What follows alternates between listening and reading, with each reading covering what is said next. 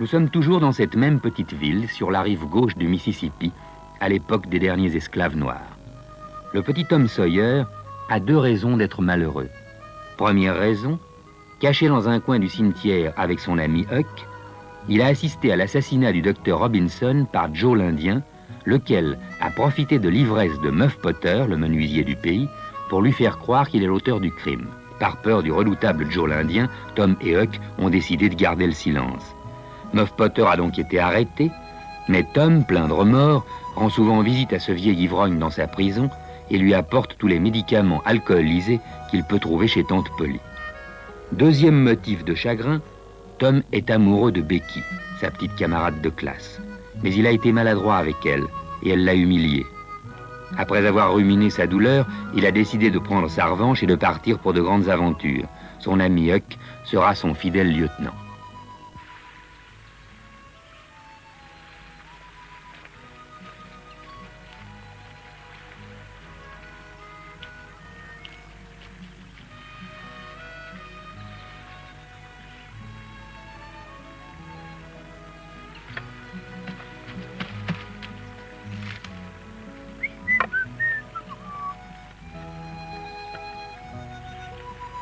C'est bien toi, Tom?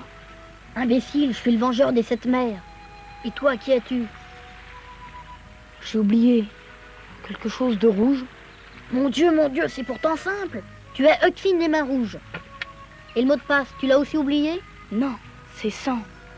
C'est ça, 100. Attention, c'est un jambon.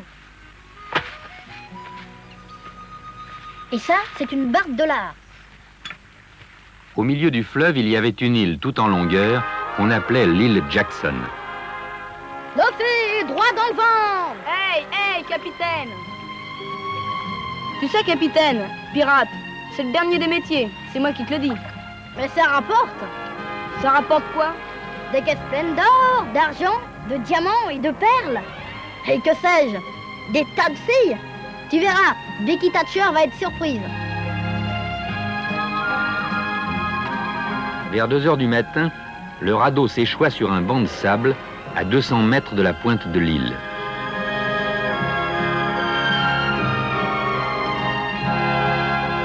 Ils firent la navette pour mettre le chargement en sécurité.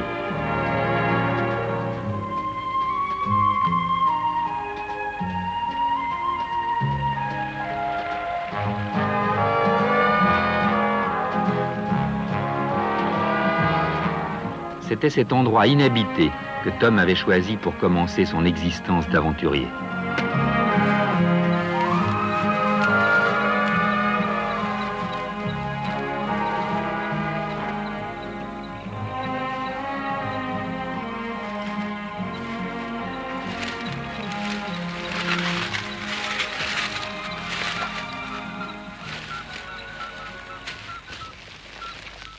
Épatant, hein, Hucky? Pour sûr, moi, ça me plaît. J'ai jamais eu autant de lard à la fois. Ici, personne ne te dit rien si tu fauches un melon dans un champ ou si tu cueilles un poulet dans un arbre. Les gens se mettent pas tout de suite à crier au voleur, à l'assassin. Et pourquoi cet idiot de poulet ne reste-t-il pas dans son poulailler? Moi, si j'en étais un, j'irais tout de suite, surtout quand il pleut. Mais les poulets sont trop bêtes pour agir raisonnablement. Et après, on dit que Huck Finn est un vaurien. Ça, pour les choses honnêtes, Huck, tu ne vaux pas grand-chose. Mais ici, tu vaux de l'or. Hein? Oui. Moi, je suis de la crotte à côté de toi. Toi, tu es formidable. Moi? Pourquoi? Pour devenir pirate. Moi, je dois faire un gros effort. Mais pour toi, c'est plus facile. T'es déjà à mi-chemin. Oh, évidemment. Vu comme ça.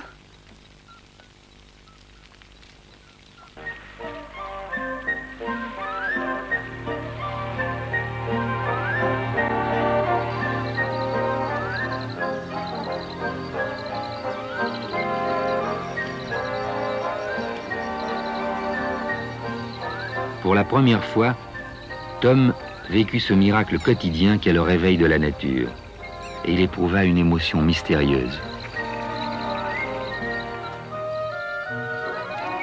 Tom n'en pouvait plus de se sentir seul. Huck! Huck! Réveille-toi! Réveille-toi et allô.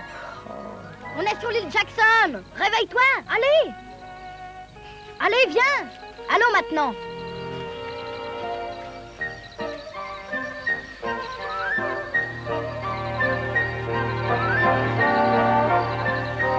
Comme les jours précédents, ils ramassèrent des œufs de tortue en quantité.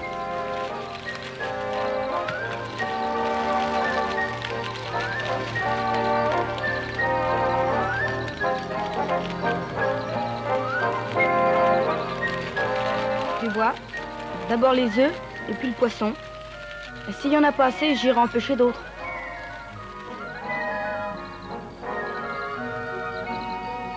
Le repas terminé, ils firent les lézards. Mais il y avait un bruit vague et régulier au loin. D'abord, ils n'y prêtèrent aucune attention. Et puis soudain, Qu'est-ce que c'est? Aucune idée? Aucune? C'est pas le tonnerre? Pourtant... Tais-toi, tu m'empêches d'écouter. Viens, on y va.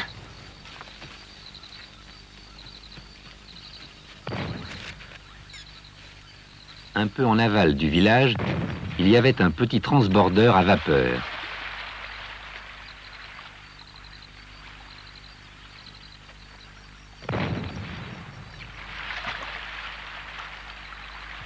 Je sais qu'est-ce qu'il y a. C'est un noyé? Oui, c'est ça. Et ils ont fait la même chose l'été dernier quand Bilaris a coulé.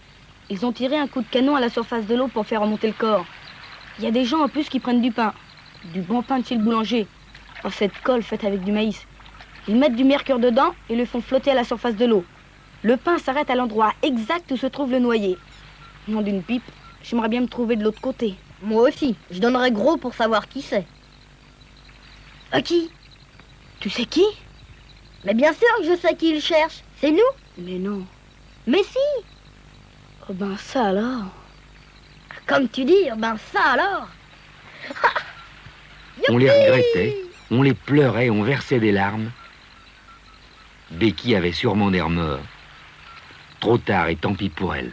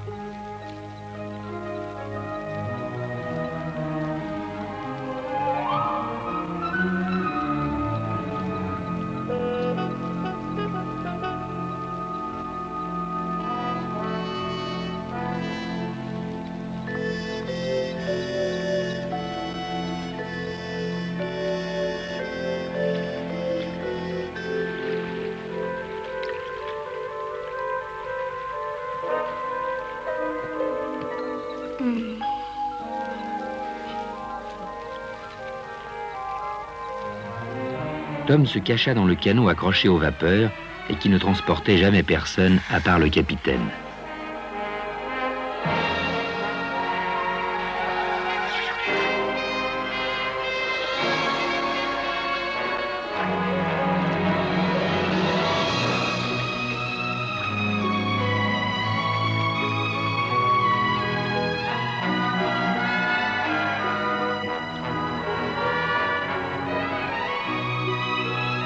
Tom avait réussi. Il allait pouvoir revenir en cachette pour jouir du chagrin causé par sa disparition.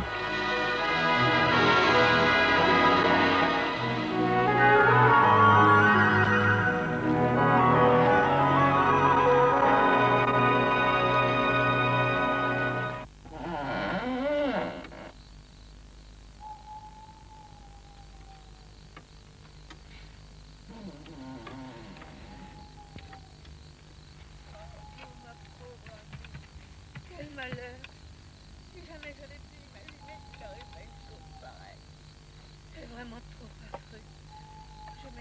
fait du souci plus d'une fois quand il était parti traîner près des marais ou au bord du fleuve. Parfois, il arrivait couvert de boue et tout déchiré. Mais c'était un si gentil garçon. Oh, bien sûr, il était un peu taquin, un peu étourdi aussi. Mais quel cœur d'or! Au fond, il n'y avait pas meilleur que lui. Et moi qui l'attrapais à propos de tout et souvent pour presque rien. Oh, oh, Tom! Si j'avais pu prévoir qu'un jour il finirait comme ça, jamais je ne l'aurais grondé comme je le faisais. Non. Il n'y a pas de quoi pleurer, tante Polly. Il faisait continuellement des bêtises. Et il te filait entre les mains comme une anguille. Et d'ailleurs, il y en a bien d'autres que je pourrais te raconter. Tais-toi! Ton frère est dans l'au-delà et tu oses venir rapporter contre lui? Oh, c'est seulement des choses que je sais. Je voulais pas rapporter, c'était pour toi. Dieu s'occupera de peser ses bonnes et ses mauvaises actions, mon enfant. C'est à lui maintenant de juger. Oh, je me demande ce que je vais devenir sans lui. Je le traitais de démon, mais c'était un ange. Il allait finir par croire qu'il était vraiment noyé. Dieu vous l'a donné. Dieu vous l'a repris. Bénissons-le et remercions la providence divine. On avait trop attendu pour partir à leur recherche. Peut-être était-il trop tard, hélas. Sans nouvelles d'eux, on ferait le service funèbre dimanche matin. Or, on n'était que mercredi. Tom avait donc quelques jours devant lui. La veuve Douglas était partie et Sid était allé se coucher. Chaque nuit, tante Polly posait sa lampe au bord de la fenêtre, comme pour l'appeler, comme pour lui dire « reviens », vieille superstition à laquelle son cœur se raccrochait. Pour le retour, Tom emprunta le canot de Joe Harper, sans lui dire, bien entendu. Bucky! Bucky! Il y a un vapeur échoué derrière la pointe de l'île. Je l'ai vu en revenant de l'autre côté pour voir ce qui s'était passé. Eh ben, mon vieux, c'est dimanche qu'ils vont tous prier pour nous à l'église. Et ils en disent des choses. Tant qu'on est vivant, on est un garnement, un vaurien. Et une fois passé l'arme à gauche, t'es le meilleur du monde. Viens, lève-toi, je te raconterai. Oh, pourquoi veux-tu que je me lève? Il y a un vapeur échoué juste derrière la pointe de l'île. Personne à bord. Les hommes sont partis du côté de l'Illinois.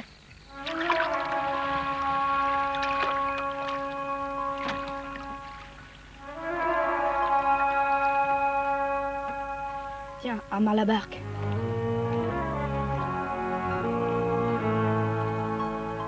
Elle a l'air rudement bien, ton épave, hein? Attends, je vais t'aider.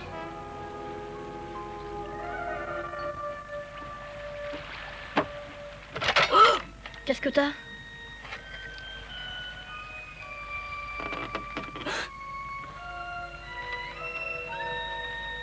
T'es sûr au moins qu'il n'y a personne? Je te dis que je les ai vus partir vers la rive de l'Illinois.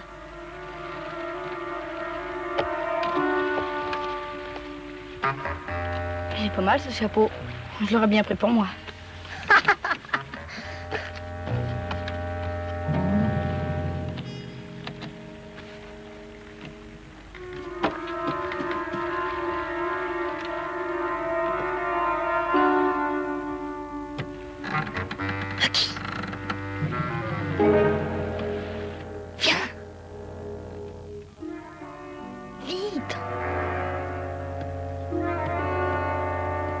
La cabine du capitaine. Alors? Mais il n'était pas seul dans cette épave qu'on allait remettre à flot. Dis donc, je crois qu'on ferait bien de se barrer. T'as peut-être raison. La boucle aurait vu, puisque je vous le dis. Tu me crois, toi? Je serais muet comme une carte. Pourquoi tu es venu? Qu'est-ce que tu fous? Lâche-moi! Il avait beau avoir peur, il avait envie de savoir.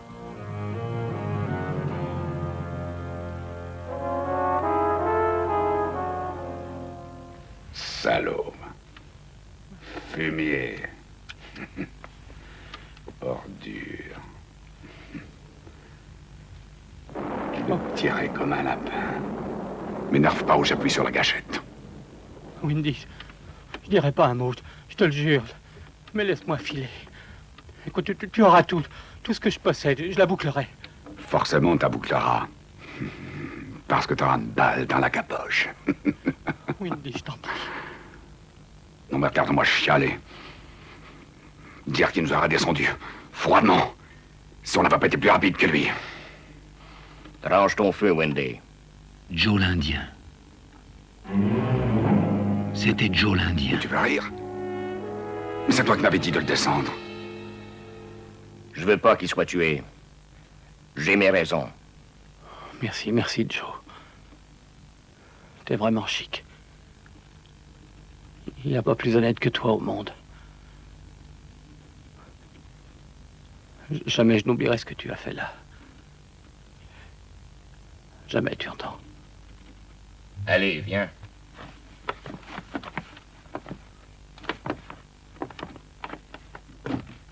Laisse la lanterne.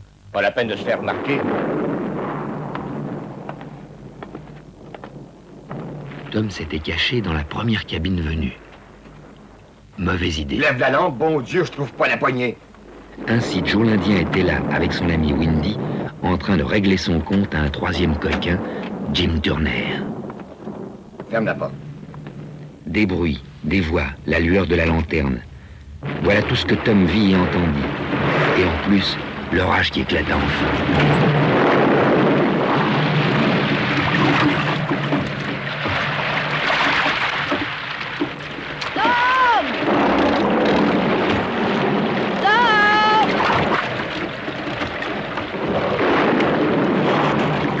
Tom se trouvait en bien mauvaise posture. Allongé sur la couchette supérieure, il osait à peine respirer. Il ne pouvait distinguer ni Joe l'Indien, ni l'autre individu.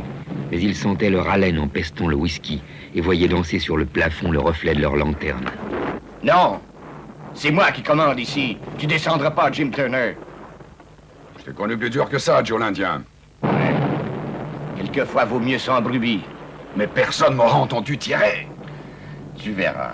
Quand l'orage aura vraiment éclaté, il faudra pas 2 heures pour que Sarafio soit en miettes. Jim Turner va se noyer. C'est aussi sûr que 2 et 2 font 4. Le fleuve l'emportera jusqu'à Saint-Louis et plus loin. Alors pourquoi se fatiguer inutilement? Viens. Allons plutôt voir s'il y a quelque chose d'intéressant à bord et puis rentrons. D'accord, Joe. D'ailleurs, une noyade, c'est plus moral qu'un meurtre.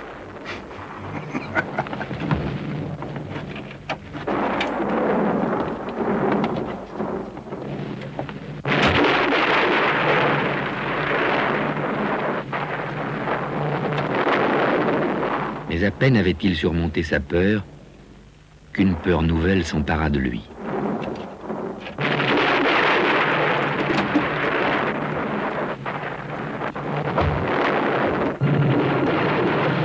Regarde! Leur canot avait disparu. Il s'était détaché. Voilà bien maintenant, hein. Si on veut quitter ce bateau avant qu'il coule, faut trouver la barque des autres. Vite!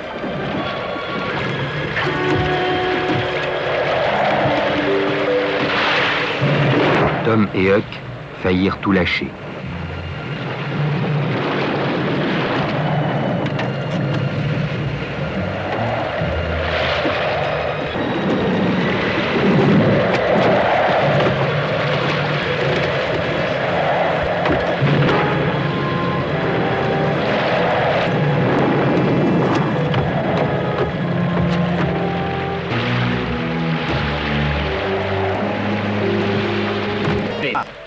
Je pensais que tu l'avais fait. Alors il y a encore tout le fric sur lui?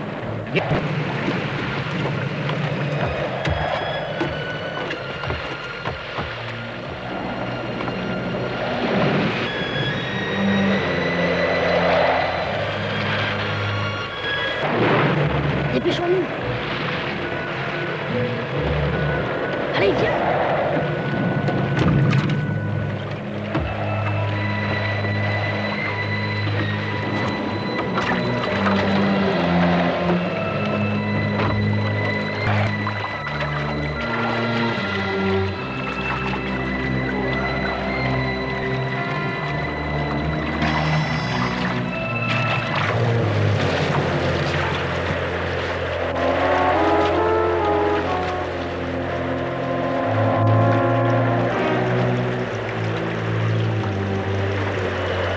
Allons au camp et en vitesse.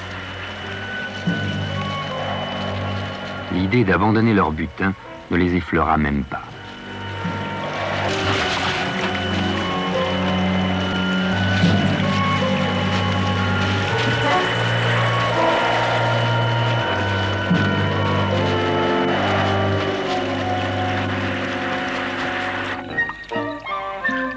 Le niveau du fleuve avait beaucoup monté et il n'y avait plus trace du bateau. Par endroits, l'île était déjà sous l'eau. Tu sais, Joe était un assassin, d'accord? Mais quand j'y pense, il a dû être dans ses petits souliers quand il s'est aperçu qu'on avait pris la barque.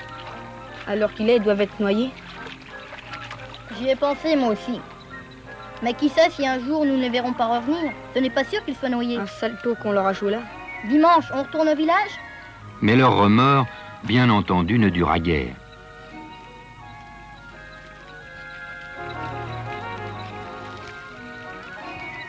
Eh bien, mon gaillard, ça c'est une vie. Je ne changerai avec personne. Si les copains nous voyaient, ils en crèveraient de jalousie. Passe-moi du lard et du pain de maïs. Donne-moi au moins 3 tranches. C'est ici, à cet endroit, qu'il a fait une chute terrible. La disparition des deux garçons bouleversa tout le monde. Becky prit des airs de veuve et pleurait. Qu'il n'était qu'un idiot et un poseur. Comment ai-je pu être si cruel? Oh, si c'était à refaire, bien sûr, je ne le dirais pas, mais maintenant c'est trop tard. C'est passé pour toujours. Et il est mort. Becky, tu sais, oh non, laisse-moi, je t'en supplie, laisse-moi. Maintenant, je ne pourrai plus jamais rire, ni être heureuse.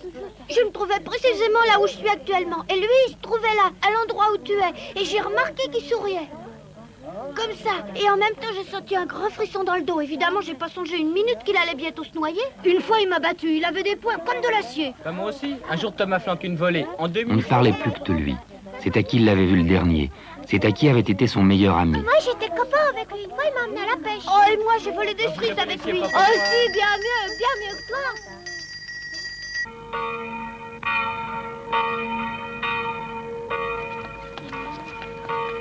Et le dimanche matin, au lieu de carillonner gaiement comme d'habitude, la cloche sonna lentement le glas pour Tom Sawyer et Huckleberry Finn. Jamais la petite chapelle n'avait connu tant de monde.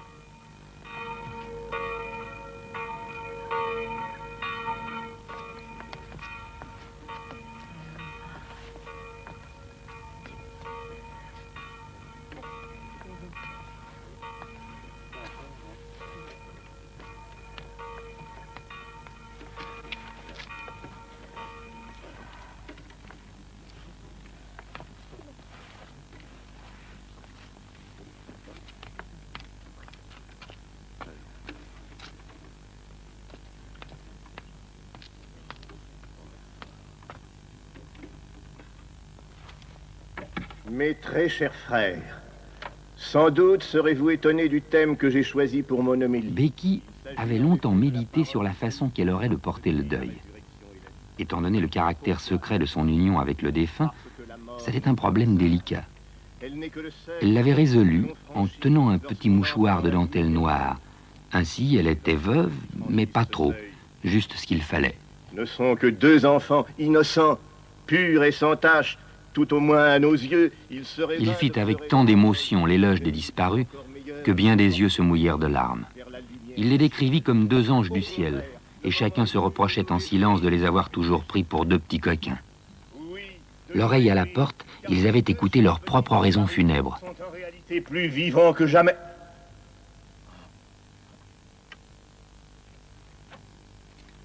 Tom!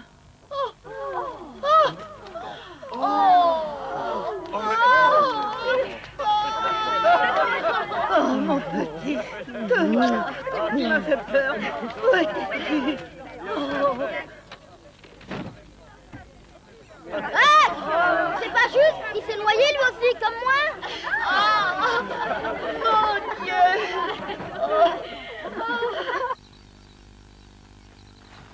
Tant d'embrassades, d'un seul coup, c'est dur à supporter quand on n'a jamais été embrassé par personne.